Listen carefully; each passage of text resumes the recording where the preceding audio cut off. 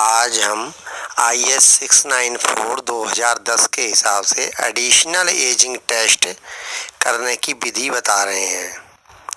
सबसे पहले हम आपको ये बताना चाह रहे हैं कि ये जो टेस्ट होता है आउटडोर यूज केवल पे होता है, जो जैसे कि बाहर धूप छाँव बारिश ठंड आदि में ओपन में लगी रहती है, खुले में लगी रहती है बाहर। तो करना क्या होता है, सबसे पहले हम केबल का जो पार्ट है, मतलब ड्रम है या कॉइल है, बंडल है, उसमें से 6 मीटर का सैंपल हम काटेंगे और उस सैंपल का एक छोटी सी कॉइल बना के एक हीटिंग चैम्बर में रख देंगे। मतलब वो हॉट एयर ओवन होना चाहिए जिसमें फैन लगा होता है, नॉर्मल हीटिंग ओवन नहीं होना चाहिए।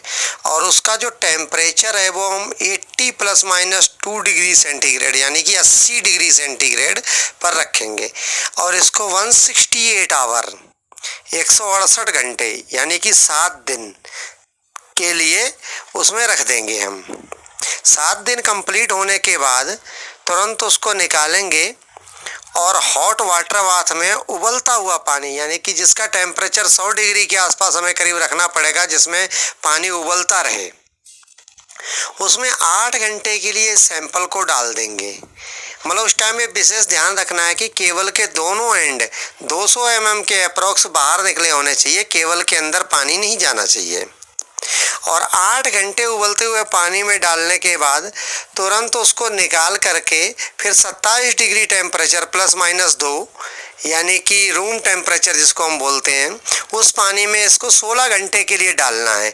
फॉर एग्जांपल मैं आपको बता रहा हूँ, जैसे सुबह 9 बजे हमने उबलते हुए पानी में सैंपल को डाला है तो शाम को 5 बजे हम उसको ठंडे पानी में, मतलब 27 डिग्री पानी में डाल देंगे और अगले दिन सुबह 9 बजे तक यानी कि 16 घंटे वो 27 डिग्री पानी में पड़ा रहेगा। फिर अगले दिन सुबह आके हम उसको 80 डिग्री, मतलब उबलते हुए पानी में उसको डाल देंगे। ऐसा हमें 5 दिन लगातार करना है और 5 दिन जब ये प्रोसेस कंप्लीट हो जाएगा उसके बाद हम उस सैंपल को,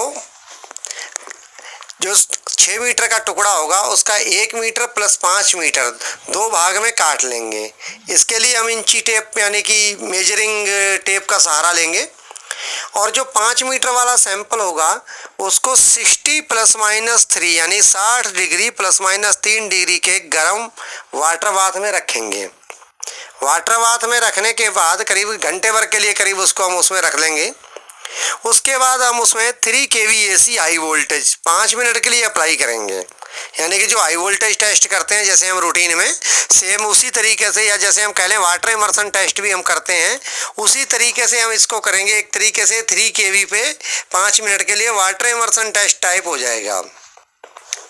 इससे एक टेस्ट तो ये कंप्लीट होता है और उसके बाद जो 1 मीटर का टुकड़ा बचा हुआ है, जो 1 मीटर का टुकड़ा बचा है, अगर उसका ओडी 12.5 मतलब 12.5 mm से कम है तो उस पर कोल्ड बैंड टेस्ट होगा।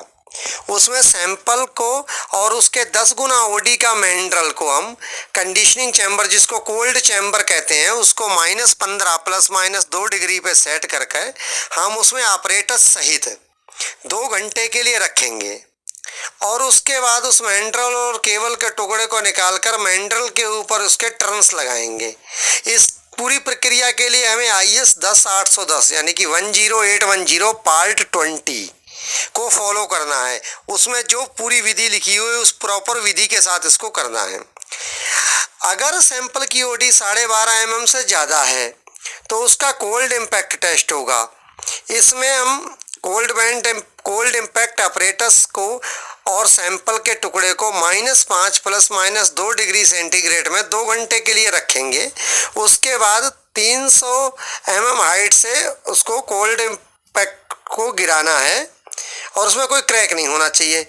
IS 10810 पार्ट 20 के हिसाब से हम इसको करेंगे, यानी कि 10810 पार्ट 21।